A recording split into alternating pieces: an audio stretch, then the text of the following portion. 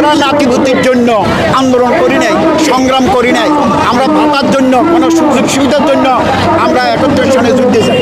জাতির শ্রেষ্ঠ সন্তান উপাধি দিছে, আমাদের প্রতি সম্মান প্রদর্শন করে আমাদেরকে এই কোটা দিছে। এত বছর পরেও এই 30% আর এখন আর দরকার নাই।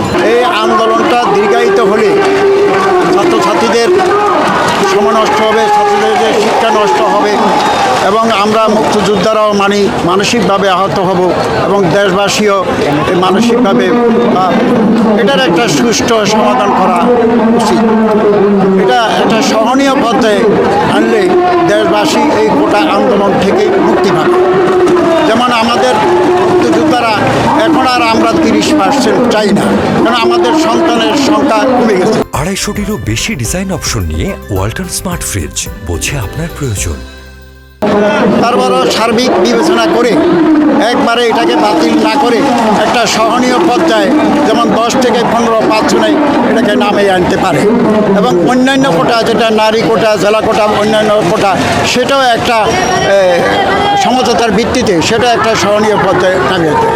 এটার সার্বিকভাবে এটা দ্রুত গতিতে একটা সুষ্ঠু সমাধান দরকার, দেশের স্বার্থে, জাতির স্বার্থে, ছাত্রছাত্রীদের ভবিষ্যতের স্বার্থে, আমাদের মুক্তিযোদ্ধাদের স্বার্থে।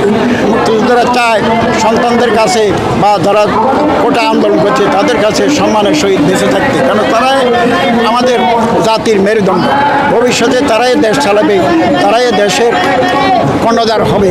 তাই এটা নিয়ে বাড়াবাড়ি না করে, এটা নিয়ে দীর্ঘায়িত না করে এটার সুষ্ঠু সমাধান দ্রুত গতিতে হলে ইনশাল্লাহ আশা করি সন্তানেরা, আন্দোলনকারীরাও মেনে নেবে, আমরা মুক্তিযোদ্ধারাও মেনে নেব। 30% থেকে এটাকে 10 থেকে 15% নামিয়ে আনো মুক্তিযোদ্ধার কোটাটা। হ্যাঁ, আর অন্যান্য কোটাও সহনীয় পর্যায়ে নিয়ে আসো, যেমন জেলা কোটা, নারী কোটা, কেউ সহনীয় পর্যায়ে নিয়ে আসো। নিয়ে আসলে এটা অবশ্যই সন্তানেরা মেনে নেবে, দেশের স্বার্থে, মুক্তিযোদ্ধাদেরকে সম্মানের স্বার্থে এটা জনগণ মেনে নেবে, ছাত্রছাত্রীরাও মেনে নেবে, বা সন্তানদেরকে রাস্তায় আর দেখতে চাই না। আমরা নাতিভূতির জন্য আন্দোলন করি নাই, সংগ্রাম করি নাই। আমরা ভাতার জন্য, কোনো সুযোগ সুবিধার জন্য আমরা 71 সনে যুদ্ধে যাই। এটা সরকার স্বপ্রণোদিত হইয়া আমাদেরকে সম্মান প্রদর্শন করি আমাদেরকে দিছে, ভাতা বলেন, কোটা বলেন বা অন্যান্য সুবিধা। আমরা তো আন্দোলন করি নাই।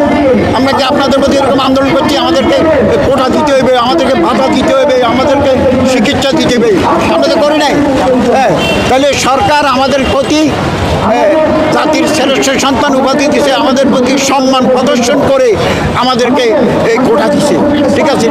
তাহলে এই কোটা দিয়ে আমরা জোর করি আদায় করছি তা তো না, সরকার দিছে আমাদেরকে। তো সরকার আমাদেরকে সম্মান জানায়, যদি সরকার দেয় তাহলে আমরা গ্রহণ করবো না? হ্যাঁ, তো তাইলে এখন এত বছর পরেও এই 30% আর এখন আর দরকার নাই।